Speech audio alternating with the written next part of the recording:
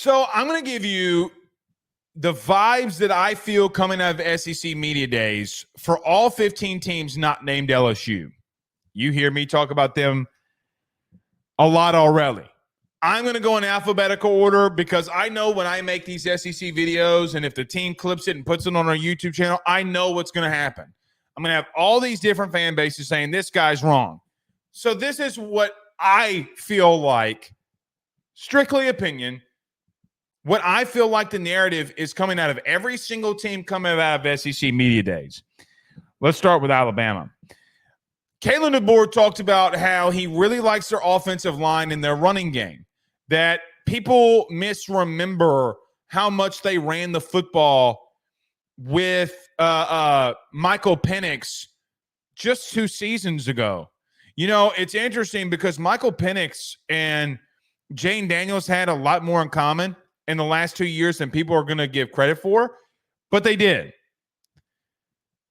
They feel like that they have not just a good unit, but potentially an elite unit and an elite running game. With a guy like Jalen Milroe, I could see where Kalen DeBoer thinks that. The interesting question that I have with that running game is, like, you know, how are you going to utilize, Jalen Milroe, Kalen DeBoer coming in, but as an offensive wizard? And I do think it's very – look, guys, Kalen DeBoer is one of the best offensive minds, play callers in the country. You got to put him there. You have to put him there. What he's done the last couple of seasons. We'll see about that running game. But Kalen DeBoer also said, because Nick Saban, of all people, asked him, what do you think that your biggest weakness is? And when Saban asked Kalen DeBoer, what is your biggest weakness? What was going through my mind was, it feels like Nick Saban was asking Kalen DeBoer, hey, what did I leave you that wasn't stacked? It's what it felt like to me. Kalen DeBoer, without missing a beat, says, we don't have a lot of experience in the DB room outside of Malachi Moore. Got a lot of talent, ain't got a lot of experience, and that scares me a little. His words, not mine. It's interesting. Kalen DeBoer and Washington last year, guys, had one of the worst secondaries, not only in the Pac-12, they had one of the worst secondaries in the entire country. In the entire country. They did have some injuries, but he's had a couple of seasons where his secondary has not been really good. It is highly intriguing to me that the unit that Nick Saban, was known for being so great at, when he leaves, it depletes. Of course it does. Of course it does. Maybe Garrett Nussmeier. That really benefits him in this wide receiver room. Arkansas, Sam Pittman, poor Sam Pittman, man, today was asked, what about Bobby Petrino being back? He must have been asked that question 1,000 times today. And I feel so bad for him because I feel like he's a lamb walking to the slaughter. The first sign of trouble, they're going to fire Sam Pittman and make Bobby Petrino their interim head coach. See what happens. I have no real feeling about Arkansas. Could they be bowl eligible? Could they get to 7-5? Maybe. Maybe they replenish themselves. Maybe Tylen Green is really good. I don't think you're going to be that good. I really don't. I know Sam Pittman's very confident. I'm not that confident in you. You have one of the worst linebacking rooms in the country, if not the worst in the country. Phil Steele came out, power rankings on linebackers, and Arkansas was dead last. Dead last at that linebacking room. Let's see what they can do, man. I thought they were much better defensively a year ago, but, man, offensively, they just struggled.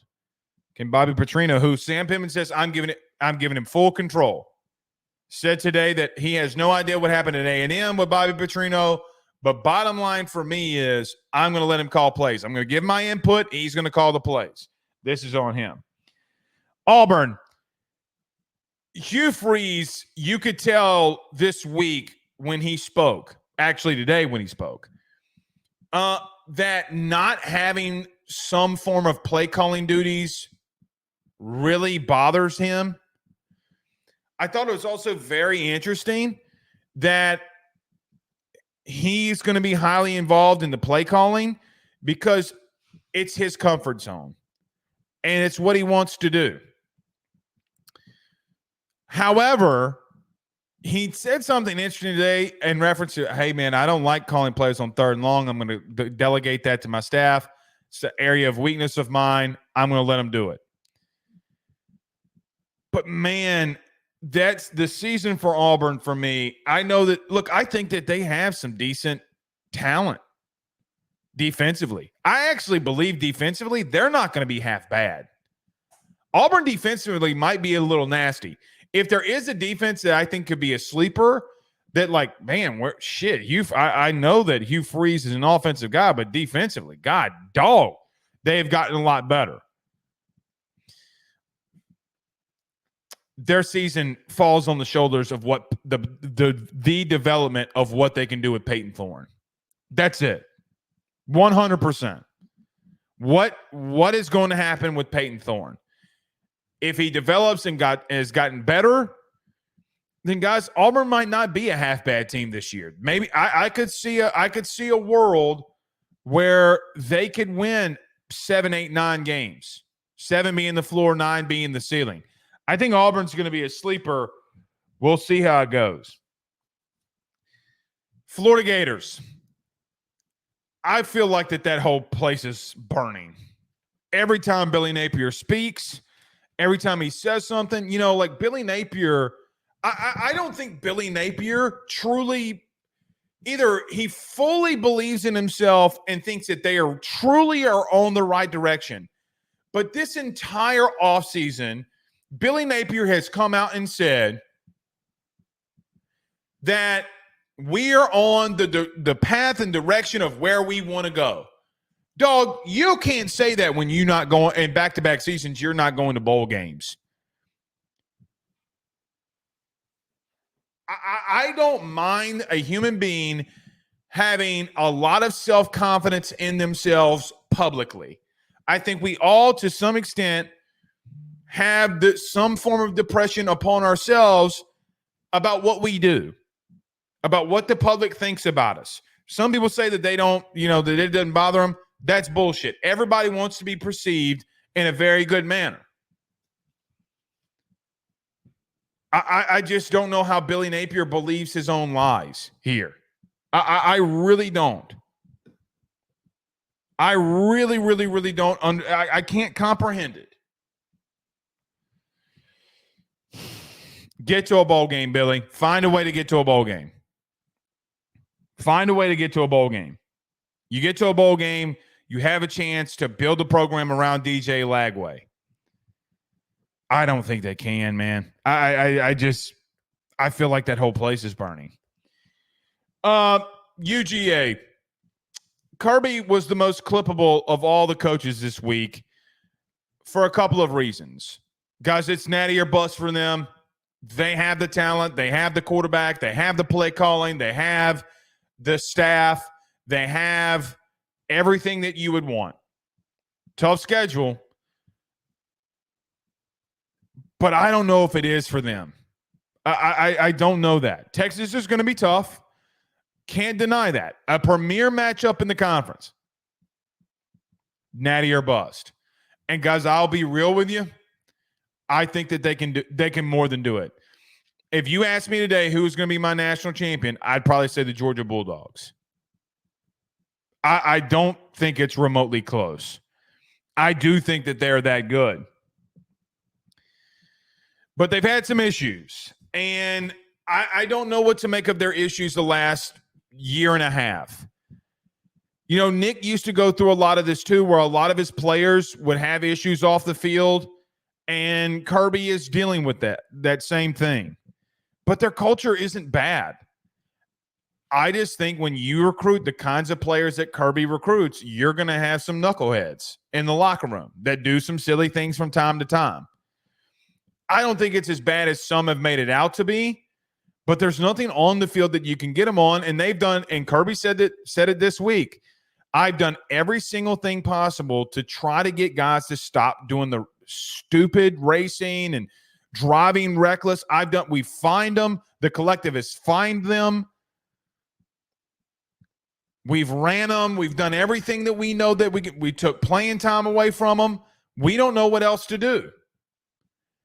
And the truth is, the public only knows about them being arrested. We don't know about all the other times that they're doing stupid stuff that doesn't hit the media or the airways. I don't think it matters. Their culture is so rock solid. I don't know if it matters. The Kentucky Wildcats, Mark Stoops. Mark Stoops had one big thing that he was saying today, saying we want more. We want more after we went out there and got talent that we think that can compete. Guys, Kentucky's got to be one of the more intriguing teams in the entire country. What does Brock Vandegrift look like? They brought in a couple of weapons that can be really good for them on the outside. They're going to have a pretty damn good running game. Guys, that defense, that defensive line, that front seven for Kentucky is going to be disgusting. They potentially bring back one of, if not the best corner in the SEC, and Maxwell Hairston. At least that's what the interception showed me. I don't know if Hairston's going to be thrown at this year after having all the picks that he did a season ago and the way that he played. As it always comes down to Kentucky, we know that you're going to be good defensively. We have absolutely no idea what you will look on the offensive side of the football. I think if you said going into the season about what Kentucky has on paper, you would ask yourself, are they last year's Missouri? I don't know that. On paper, they have the talent that they could potentially do it. Mississippi State. You know, I thought it was interesting here in talking about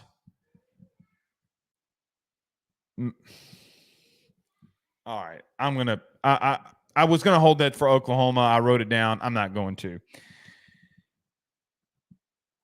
Mississippi State hired Jeff Lebby as their next head coach, and a lot of people have questioned what he's going to do in year one. I do think he brought in a really good offensive line coach in Cody Kennedy. Cody, who has Kendall Browse ties, so the offense fits perfectly. I don't know. I think it's going to take Jeff Lebby some time. I think they schematically will be good enough to where you can't really toss Mississippi State aside. Right? Like if they're on their game offensively one week, I don't think they're going to be half bad. Actually, I don't think they're going to be bad at all offensively.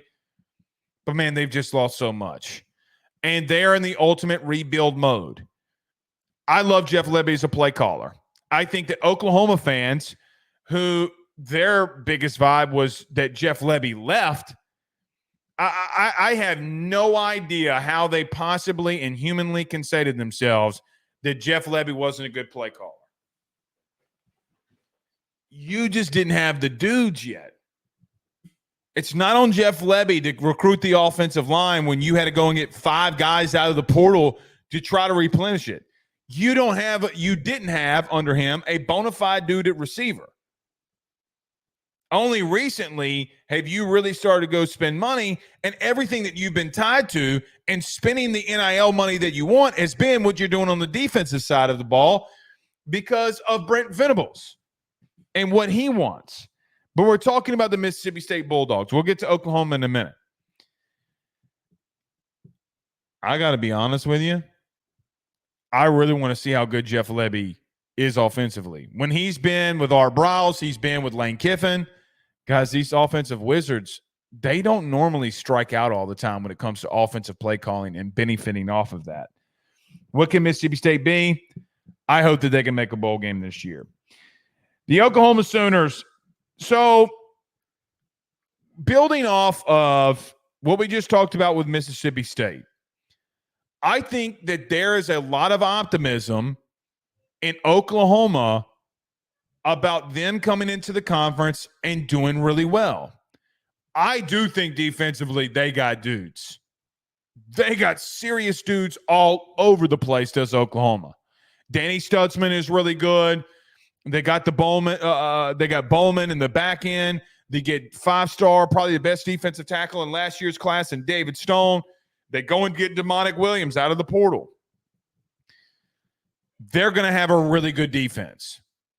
I think they are, after listening to Brent Venables this week and after listening to their media, who I thought was the cockiest media corps of any SEC team, which is so wild to me because Texas and Texas A&M, which Texas was pretty too, but they were just so cocky in reference to what they think that Jackson Arnold is and that the O-line's not going to be an issue. All right, buddy. All right. I know that a lot of people think that Oklahoma is soft in the SEC. Oklahoma fans that will listen to this. I'm sorry that you have to hear me say that. People in the SEC think that you're soft. A lot of that was built off of Lincoln, but a lot of that was built off of Stoops too. Because you go into the playoffs, you get your ass whooped. I don't think Oklahoma is going to be as bad as some believe. I don't think they're as good as they believe they are either. They're somewhere in the middle. I think around 8 games. The vibes that I get from them, though, is that they feel like they're going to come in here and go 9-3, 10-2. No, you ain't. The Missouri Tigers. We're going through this one pretty slow, but I told you it was going to be an hour and 20 minutes. The Missouri Tigers, playoff or bust for them. They felt like after what they've done, all the offensive pieces that they have returning, getting Marcus Carroll, who LSU faced last year, but getting Marcus Carroll in this running game, playoff or a bust for them. How do they answer Blake Baker going? How do they answer for Kevin Peoples going? How do they answer for losing a lot of defensive talent is going to be a big question.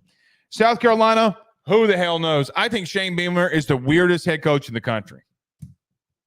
I think he's the weirdest dude in the country. Who knows? I think that he talks a big game.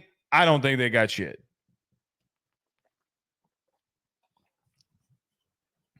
I think Shane Beamer is fooling himself big time. I just don't know if they make it this year. I legitimately don't. Tennessee, big-time quarterback. How does he take the next step? You know, was it all Joe Milton last year of why the offense was so bad? Probably. What does Nico Iamaleava look like? That's going to be the big question. How good is he going to be? Defensively, their secondary, when they talk about it, guys, they have no faith in the vibes that I get about Tennessee. Tennessee's very interesting. They came into SEC Media Days, didn't make a lot of noise. Basically, I felt like their whole SEC Media Days was pretty chill. All right. Josh Heupel basically said, okay, we'll see you. Oklahoma, I'll see you early in the season. We're going to be pretty good. Texas, I think the vibes coming out is the entire fan base, Sark, everybody, which we've already talked about Saban's comments on Rufino and Joe's show, so I won't bore you here. I think Steve Sarkisian knows about the gauntlet that it takes to win in the SEC. Guys, he was a coordinator at Bama. I don't think their fan base understands it. I don't think that they fully fathom what it's like in the SEC.